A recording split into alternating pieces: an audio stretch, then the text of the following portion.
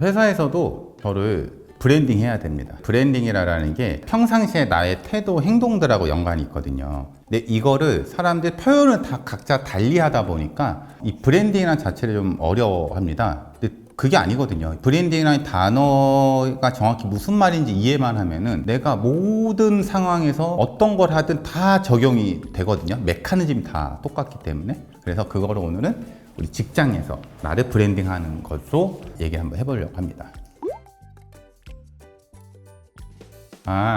우리가 이제 이런 경우가 있잖아요. 나는 막 야근하고 일하라는 거 다 하고 늦게까지 했는데 항상 진급이 안 된다라든지, 아니면은 내가 일을 분명히 더 많이 했는데 뭔가 성과금은 제가 좀 더 많이 받아가는 것 같고, 이게 내 상급자나 대표한테 내가 어떤 모습으로 브랜딩 되어 있냐에 따라서 시작점이 좀 달라질 수 있다. 그래서 회사에서도 나를 브랜딩을 해야 됩니다. 상사가 나를 어떤 눈으로 바라보느냐, 그렇죠. 그걸 이제 그렇죠. 브랜딩으로. 네.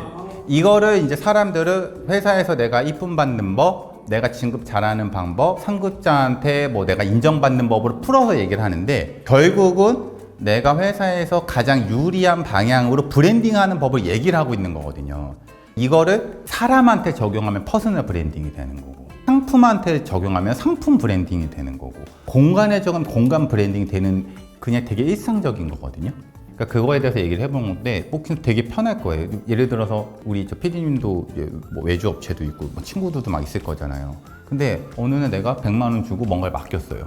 근데 어떤 편집하고 하는 사람은 항상 내가 맡긴 거 외에 더 추가적으로 뭔가 더 제안을 하고 다양한 의견을 제시하면서 그것도 한번 실행해 보는 거를 누적했다고 할게요. 그러면은 우리 PD님이 이 사람과 일을 할 적에, 이 사람은 내가 뭔가 얘기하면은 뭔가 의견도 있고 적극적이고 계속 일을 좀 맡겨야겠네 라는 생각을 하는데, 이번에는 똑같이 그렇게 했는데 다른 사람은 이거는 저희가 업무가 초과되어서 뭐 얼마 추가됩니다, 뭐 추가됩니다, 맨날 추가 얘기만 하고 있어요. 그러면 그 사람한테 뭔가 중요한 일이나 큰 일을 맡길 때 얘기할 수 있을 것 같으세요? 얘기를 못 해요. 벌써 무슨 생각이 드냐면은, 이미 이 사람은 뭔가 일을 추가로 시키면 금전적인 얘기가 돌아온다는 걸로 브랜딩이 되어 있기 때문에 고민이 되는 거죠. 그래서 브랜딩을 한다 그러면 보통 사람들이 인식 마케팅이라는 단어도 많이 쓰거든요. 인식시킨다. 그거를 무의식 중에 인식시키기 위해서 브랜딩을 하는 건데, 그게 내 평상시 행동, 태도와 다 연관이 있다라는 거죠.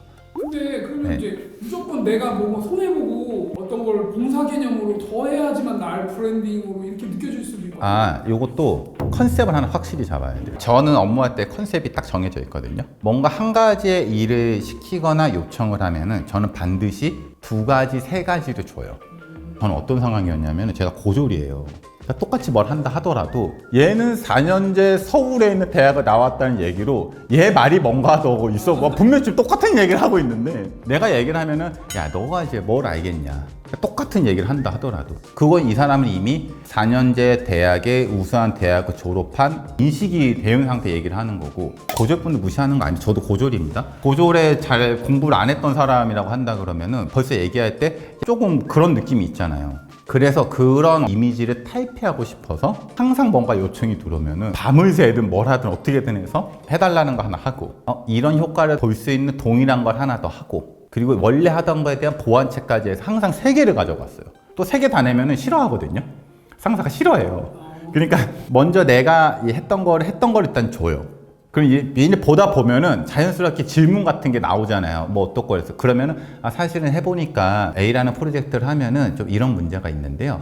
그래? 그러네. 어떻게 해야 되지? 사실은 그래서 제가 준비를 했습니다. 그리고 이거는 동일한 효과를 보는데 이런 방법도 있어서요. 한번 3가지를 검토해 주면 됩니다. 항상 이렇게 대화를 했거든요. 그래서 그걸로 저는 제가 가방끈이 짧은 거를 극복을 했어요. 그래서 우리가 직장 생활 할 적에 또 이런 경우도 있을 수도 있겠죠. 정해진 시간 내에 난 일을 할 거야. 대신에 정해진 시간 내에는 반드시 요청한 일에 대해서 완벽하게 해내겠네. 나는 이런 컨셉으로 가겠다. 그래서 야근을 하지 않겠다. 그러니까 컨셉이 이런 거예요. 브랜딩이 어떻게 돼야 돼? 명분을 정해서 나는 야근을 절대 하지 않겠다가 아니라, 야근할 필요가 없을 정도로 정말 조금 빡세게 해서 정해진 시간에 일을 맞추는 나는 컨셉을 하고 그 브랜딩을 유지를 하겠다.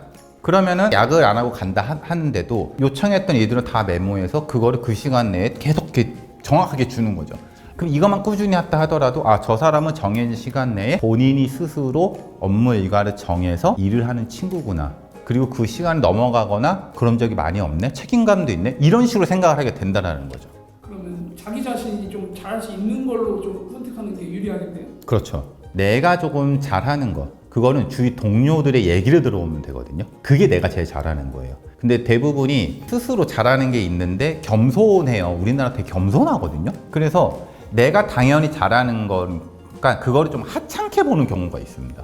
저 같은 경우에는 누군가를 만나거나 어떤 브랜드를 갔을 때 이거 하세요 라고 딱딱 찝으면은 그게 딱 바뀌거든요. 대표적으로 예전에 흑염소즙을 파신다라고 누가 이렇게 왔었어요. 흑염소가 안 팔린대요. 흑염소가 이런 얘기가 있더라고. 나 그때 처음 들었네. 여성분이 40살 되기 전에 흑염소 한 마리를 섭취하면은 방수한다, 잔병치레가 없다라는 게 있을 정도 흑염소가 몸에 엄청 좋대요. 저도 먹어봤거든요. 진짜 좋더라고요. 근데 안 팔린대. 아무리 좋다고 얘기를 해도. 그러다가 제가 문득 보다가 포장지를 봤는데 포장지에 흑염소가 딱 그려져 있어요. 흑염소 예쁜 이렇게 그림으로 해서 그래서 제가 야 흑염소를 보면 예쁜 아기 흑염소가 생각나는데 너 이거 먹겠어? 거기다가 여성분들이 먹을 거라며. 우리나라에서 네이버에 흑염소 치면은 아기 흑염소에서 눈 막 이렇게 똘망똘망한 귀여운 것들이 나온단 말이에요. 그게 더 익숙하단 말이에요. 근데 이 개를 즙을 내겠대. 너 같으면 그거 먹을 수 있겠어? 안 먹는다. 그래서 성분하고 이런 것들의 상품 설명에는 흑염소의 영양분이 있다고 얘기를 하지만 겉포장지에서는 흑염소를 빼야 된다고 얘기를 했거든요. 그래서 얘네가 뺐대요. 흑염소를 빼고 이렇게 고급 포장지식으로 해갖고 딱 냈는데 그게 3일인가 4일도 안 돼서 몇억 어치 팔렸다고 그랬거든요. 똑같은 거에 포장지만 바꿨는데. 그러니까 이런 것들이 다 브랜딩이라는 거. 되게 뭐 대단한 걸 막 얘기하거나 그랬던 게 아니라 내가 직장에서도 일관된 어떤 한 가지 행동을 했을 때 거기에 맞춰진다라는 얘기예요. 그게 브랜딩이다. 그러니까 브랜딩이 ING거든요. ING. 현재 진행력. 사실 모든 사람은 브랜딩을 하고 있거든요. 모든 사람은 브랜딩을 하고 있습니다. 우리 회사에는 우리 직원들이 브랜딩이 아주 기가 막혀요. 잘 가르쳐놨더니 한 명은 철저하게 정해진 시간에 일을 하는데 반드시 요청한 날짜에 그게 와요. 그래서 이 친구 항상 무슨 대화하냐? 누구누구가 이것 좀 해주면 좋겠는데? 대대일자가 언제인가요? 몇 월 며칠 날 하는데. 알겠어? 그리고 어떤 한 친구는 어떤 의견이나 프로젝트를 시작을 하면은 항상 여기에 대한 리스크 계산하는 친구가 있어요. 그럼 제가 어떤 중요한 일을 할 적에는 이 친구한테 가서 얘기를 합니다. 야 이거 근데 너 생각은 어때? 그럼 이 친구 이러면 좀 이런 게 좀 불편할 거 이런 거 할 거. 그래? 좀 더 정리해서 줄 수 있어? 제가 한번 생각 좀 해볼게요. 그럼 이 친구는 리스크 계산에 되게 능통하네? 그러니까 리스크 관련된 일을 자꾸 주게 되는 거고. 그 다음에 이번에는 조금 F적인 사람도 있거든요. 감성적인 사람. 그럼 좀 감성적인 일이 필요할 때는 그 친구랑 논의하게 되는 거거든요. 결국 그 친구가 B2C 마케팅을 하고 있어요. 그 일을 맡기는 거죠. 감성적인 걸 해야 되니까. 그럼 대표는 직원들의 성향을 좀 잘 파악해서 그런 걸 좀 부여해 주는 것도 또 네. 그게 상급자랑 하급자가 서로 바라보는 차이가 있기 때문에 이걸 내가 조금 더 발전해서 생각하면은 내 컨셉을 내가 잘하는 걸 정하되 회사에서 부족한 걸 채워주는 컨셉으로 잡을 수도 있거든요. 그러니까 제가 사업을 할 수 있었던 계기는 저희 회사에는 100여 명의 직원이 있었는데 인테리어 현장에서 감리 보는 사람이 있었어요. 공무 보는 사람은. 공사 하나를 직접 진행할 수 있는 사람이 없더라고요. 그래서 나는 그때 이 회사의 컨셉을 어떻게 잡았냐. 나는 현장 전문가로서의 컨셉을 잡아야 돼서 다른 거는 다 모른다 그러지만 현장 관련된 거는 제가 적극적으로 했어요. 현장. 그러니까 자연스럽게 현장에 다 내가 맡아서 내가 공사를 하게 되고 내가 공사를 하게 되니까 당연히 설계부에 내 할 말이 커지는 거고 그러다 보니까 공무 쪽에도 내가 영향을 좀 끼칠 수가 있고 그러니까 현장에서 중요한 걸 결정해야 된다 그러면 보통 대표가 한단 말이에요. 그럼 대표가 나를 부르는 거예요. 이게 브랜딩. 그럼 컨셉은 뭐냐? 주제. 어떤 주제로 나를 일관되게 표현할 거냐가 이게 브랜딩이에요. 예를 들면은 이런 경우도 있거든요. 능력은 없어 보이고 되게 하하고 사람들이 이렇게 분위기만 잘 맞추는 사람 진급하는 경우도 있어요. 그러면 그 사람이 물론 아부 떨고 그렇게 생각할 수도 있지만 그 회사의 대표가 이걸 고민하는 걸 수도 있어요. 우리 회사에는 직원들과 조화롭게 중간에서 브릿지 역할을 해줄 사람이 없는데 그럼 보통 이 친구가 중간에 올라갈 때 팀장 역할을 보통 하게 돼요. 그래서 팀장이 실무적인 역량은 떨어진다 하더라도 어떤 경우에는 팀장급으로 올라갔을 때 팀의 생산성이 확 올라가는 경우가 있거든요. 그러니까 이게 이제 회사 내에서 나도 좀 보면서 분위기를 살피면서 내 컨셉을 잡는 거죠. 일 잘한다는 게 꼭 우리가 생각하는 그런 일만 해당되는 네. 이런 경우도 있어요. 이건 좀 특이한 경우인데 우리 회사에 한 직원이 있었는데 이 친구가 실무 능력 떨어져요. 일을 되게 못해. 근데 이 친구랑 같이 하게 되면 이 친구의 옆 사람의 생산성이 확 올라가요.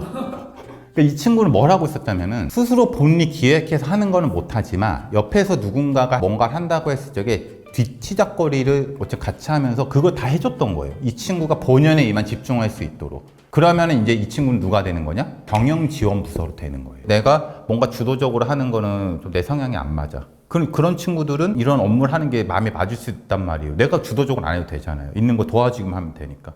그러니까 이런 것처럼 회사 내에서도 내가 어떤 포지션에 어떤 걸로 나를 컨셉을 잡아서 무의식적으로 계속 각인시킬 거냐. 이게 브랜딩이거든요.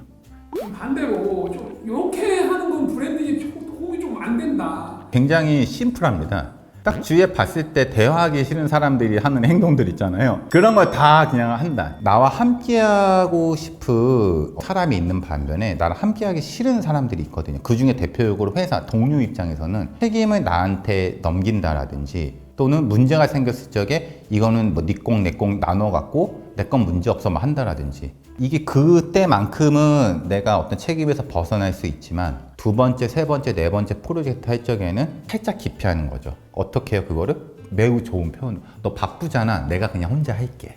그리고 두 번째로는 왜 뒷담화 이렇게 하지 말라고 하잖아요. 그 회사도 마찬가지예요. 회사에서 누구 욕하고 회사 욕하고 주구장창하는 사람 앞에서는요 다 듣고 맞아 맞아 하지만 그 듣는 사람은 무슨 생각을 하고 있냐면 쟤한테는 어떠한 것도 내가 얘기를 못 하겠다. 그래서 회사라고 해서 어렵게 생각할 게 아니라 그냥 좀 사람 대 사람으로서 좀 꺼려지는 이런 행동들은 좀 기피를 해야 된다. 근데 대표적인 게 보통 이거 두 개에서 많이 걸려요. 그것도 일종의 브랜딩이네요. 나쁜 브랜딩. 네네네네.